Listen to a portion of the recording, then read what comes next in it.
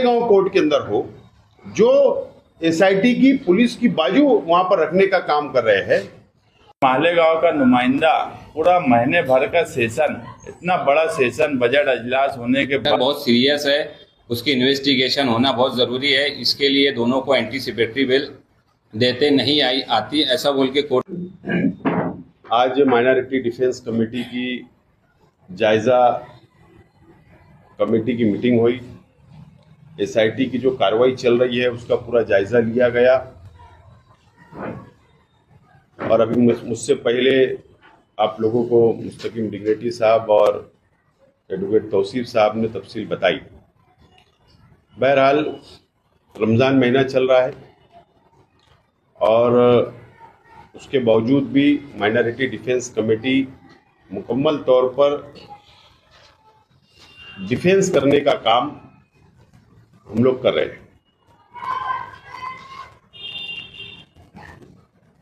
SIT की जो inquiry चल रही है और जो दोनों एफआईआर छावनी पुलिस स्टेशन के अंदर दाखिल है, या वो कर्मचारी हो गवर्नमेंट के या अर्जदार हो, जिन जिन लोगों पर एफआईआर हुई आज तक, इससे पहले भी मैंने कहा, आज दोबारा बोल रहा हूं कि एसआईटी और पुलिस जो इंक्वायरी कर रही है वो भारतीय जनता पार्टी की सरकार के दबाव में मुकम्मल तौर पर काम कर रही है। और हमारा मुल्क जमहूरी मुल्क है, हम संविधान को मानने वाले हैं और न्यायपालिका पे यानी कोर्ट पर हमको पूरा भरोसा और विश्वास है। लेकिन हम ये देख रहे हैं कि एक तरफ हमारे वकील डिफेंस कर रहे हैं मुकामी कोर्ट के अंदर और हाई कोर्ट के अंदर, लेकिन दूसरी तरफ से सरकारी वकील, चाहे वो मुंबई हाई कोर्ट के अंदर हो, चाहे मालेगांव कोर्ट के अंदर हो, जो एसआईटी की पुलिस की बाजू वहां पर रखने का काम कर रहे हैं, वो कोर्ट को मिसगाइड कर रहे हैं, दिशा भूल कर रहे हैं।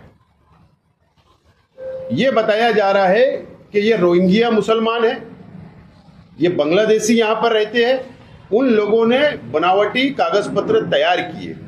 इस तरीके का मिसगाइड किया जा रहा है और मैं पुलिस को उसका दोष नहीं देता हूं, सरकार के दबाव में यह काम किया जा रहा है।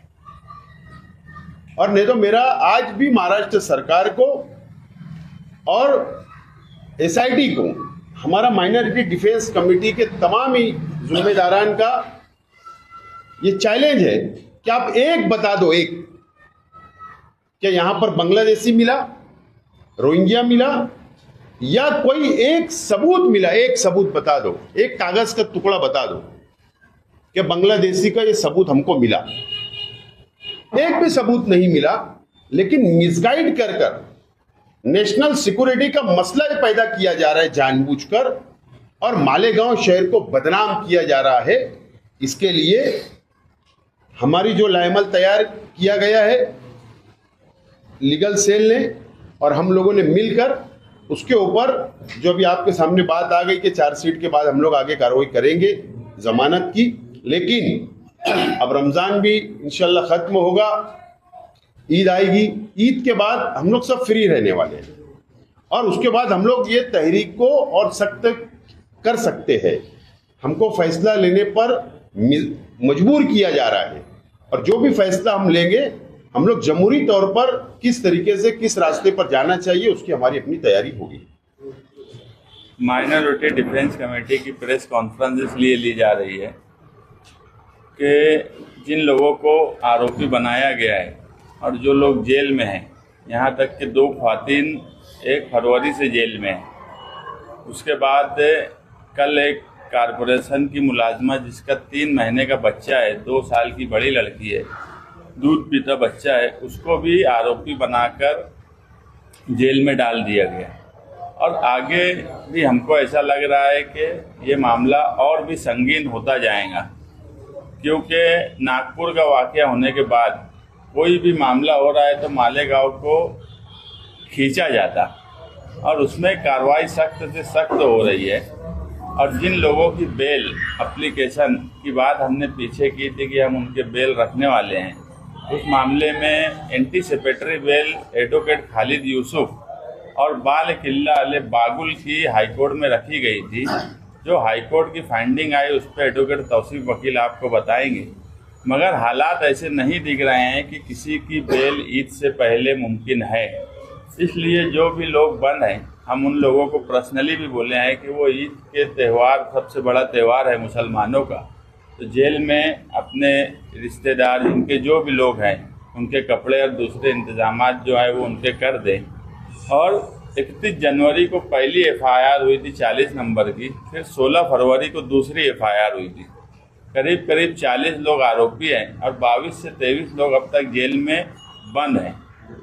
इन लोगों की बेल वकला के मशवरे से ऐसा तय हुआ है कि कहीं से हमको कोई मौका ऐसा नहीं दिखता कि चार्जशीट से पहले इनकी बेल हो पाएगी। 90 दिन में चार्जशीट फाइल होने वाली है। ईद के बाद करीब करीब महीना भर भी नहीं बचेगा।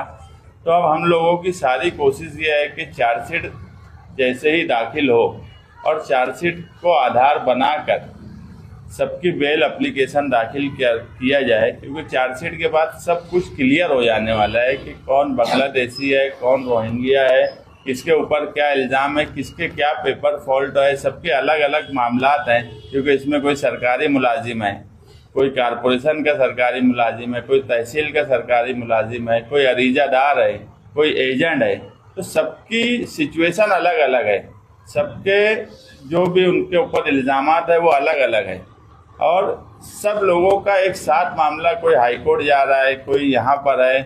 तो ये सारे मामलात को देखते हुए ये तय किया है कि चार्जशीट के बाद बेल रखेंगे। हमको पूरी उम्मीद है कि अरीजेदार की बेल तो फ़ौरन हो जाएंगी चार्जशीट के बाद, और बकिया लोगों के लिए भी हम कोशिश यही कर रहे हैं कि चार्जशीट के बाद सबकी बेल हो जाए। और जो हालात सबके सामने हैं वो आपको दिख रहा है, सेशन चल रहा है, मगर जिस तरीके से एक एमएलए की नुमाइंदगी सेशन में होना चाहिए थी, या जिस तरीके से उन्होंने बड़े लीडरान से मिलने की कोशिश उनकी होना चाहिए थी, वो कहीं से सेशन का आखिरी वक्त चल रहा है। अभी तक शहरियान को कहीं से भी नज़र नहीं आया कि एमएलए ने इतने संगीन मामले में, आज शहर का सबसे संगीन मामला जिसमें औरतें जेल में हैं, ऐसे मामले में भी उन्होंने कुछ नहीं किया। और सवाल ऐसे ऐसे लगाए जिनका कोई मालेगांव से ताल्लुक़ नहीं आता। इसलिए हम यही कोशिश कर रहे हैं कि Malegaon defence committee, minority defence committee के किसी भी तरीके से जो जेल में बंद है उनके लिए राहत जल्द से जल्द हो जाए, और जो लोगों के ऊपर कार्रवाई होने वाली है ऐसा लगता है, उनकी हम किस तरीके से मदद कर सके, उस पर हमारी अभी प्रेस कॉन्फ्रेंस से पहले मीटिंग भी हुई। हम कोशिश कर रहे हैं कि उनकी भी किसी तरीके से मदद हो, मगर मालेगांव शहर और मालेगांव की आवाम को ये सोचना पड़ेगा कि मालेगांव का नुमाइंदा पूरा महीने भर का सेशन, इतना बड़ा सेशन, बजट अजलास होने के बाद उन्होंने मालेगांव के ताल्लुक से ना किसी मिनिस्टर से मिले, ना असम्बली अजलास में कोई बात बोले। हमेशा की आदत की तरह निजी महफिलों में फेकम फाक करने की जो उनकी आदत है कि मेरी मुख्यमंत्री से बातचीत हो गई, अब किसी को जेल में नहीं डाला जाएगा, इस तरह की डींगे अपनी निजी महफिल में वो मारते रहे। कुछ मीडिया पत्रकारों को भी इस तरीके की बात बोले जो कहीं ना कहीं शहरियान का मजाक उड़ाने जैसा है कि आप कोई कोशिश नहीं करते। ना ही इन्होंने कोर्ट में कोई कोशिश की, ना वकील के पास कोई कोशिश की, ना जो लोग बंद है उनसे मिलकर उनको कोई तसल्ली देने का काम किया। ऐसा नुमाइंदा मालेगांव शहर का तारीख में नहीं मिलेगा। मालेगांव की तारीख में कई नुमाइंदे गुजरे, मगर जिस तरीके का रवैया इनका है कि मालेगांव की आवाम को बिल्कुल छोड़ दिया जाए, हम ऐसे नुमाइंदे की मजम्मत करते हैं कि रमजान जैसे त्यौहार पर औरतें जेल जा रही है, उसके बाद भी वो खामोश बैठे हुए हैं। बॉम्बे हाईकोर्ट में खालिद अख्तर मोहम्मद यूसुफ और निवृत्ति एकनाथ बागुल, जिनके एंटीसिपेटरी बेल एप्लीकेशन नंबर 562/2025 और 509/2025 था। ये दोनों की जमानत 10 मार्च 2025 को जस्टिस राजेश पाटिल की कोर्ट ने रिजेक्ट की है। उस बेल एप्लीकेशन में कुछ ऐसे ऑब्जर्वेशन आए हैं जो अभी तक के छावनी पुलिस स्टेशन के दोनों गुना नंबर 40 और गुना नंबर 51 और यहाँ तक के एसआईटी की जो इंक्वायरी चल रही है उसमें भी अभी तक ये ऐसा कोई डॉक्यूमेंट या ऐसा कोई भी एविडेंस पुलिस को नहीं मिला कि कोई बांग्लादेशी है। लेकिन उसमें जो है वहाँ पर जो सरकारी वकील है, जो स्पेशल अपॉइंटमेंट हुआ है और जो महाराष्ट्र के चीफ पब्लिक प्रोसिक्यूटर है, उन्होंने वहाँ हाईकोर्ट को मिसलीड किया है। और वहाँ पर हाईकोर्ट ने जो है आखिरी पैराग्राफ में जो ऑब्जर्वेशन दिया है उसमें कोर्ट का ऐसा बोलना है कि जो लोग पकड़े गए हैं वो बांग्लादेशी है और उन्होंने हिंदुस्तान में रहते हुए कुछ लोगों की मदद से बोगस डॉक्यूमेंट बनाए और उससे वो हिंदुस्तान की गवर्नमेंट के जो है फैसिलिटीज इस्तेमाल कर रहे हैं और यहाँ तक कि उन्होंने इलेक्शन कार्ड भी बनाए हैं। और मैटर बहुत सीरियस है, उसकी इन्वेस्टिगेशन होना बहुत ज़रूरी है। इसके लिए दोनों को एंटीसिपेटरी बेल देते नहीं आती ऐसा बोल के कोर्ट ने रिजेक्ट किया है। और वहाँ पर अगर आप देखेंगे उस ऑर्डर में तो सरकारी वकील की तरफ से ये बताया गया है कि जो लोग अरेस्ट हुए हैं वो बांग्लादेशी है और उन्होंने यहाँ पर जो है लोग मैनेज करके चाहे पैसों के तौर पर या किसी भी तरीके से मैनेज किया और बोगस डॉक्यूमेंट बनाए हैं। इसके लिए अब हम यहाँ पर बेल किसी के दाखिल नहीं कर सकते क्योंकि हाईकोर्ट का जो ऑब्जर्वेशन रहता वो सेशन कोर्ट या जो सीजेएम कोर्ट है या जेएमएफसी कोर्ट है उस पर बाइंडिंग रहता है। अगर हम अभी चार्जशीट से पहले किसी की जमानत दाखिल करते तो हमारे पास सिर्फ एफआईआर और रिमांड रिपोर्ट रहती है। तो ये ऑब्जर्वेशन होने की वजह से मालेगांव सेशन कोर्ट में एकनाथ बागुल जो है बाले किल्ला वाले, उनके दूसरा जो CR 51 नंबर उसमें एंटीसिपेटरी बेल सेशन कोर्ट ने रिजेक्ट किया है और सेशन कोर्ट ने भी ये हाईकोर्ट की जो फाइंडिंग थी उसको उसके अंदर ऑब्जर्व किया है। इसके लिए हम ये जो ऑर्डर को है हम सुप्रीम कोर्ट में चैलेंज कर रहे हैं और अभी हमारी मालूमात के मुताबिक जो निवृत्ति एकनाथ बागुल है उन्होंने एंटीसिपेटरी बेल जो है वो सुप्रीम कोर्ट में दाखिल कर दी है। और हम खालिद अख्तर मोहम्मद यूसुफ की तरफ से भी एक अरीजा सुप्रीम कोर्ट में बहुत जल्द दाखिल कर रहे हैं कि जो ऑब्जर्वेशन आया है हाईकोर्ट का वो ऑब्जर्वेशन जो है मिसलीड करके बताया गया है और अभी तक ऐसा कोई भी डॉक्यूमेंट मिला नहीं है। इसके लिए ये ऑब्जर्वेशन को डिलीट कर दिया जाए।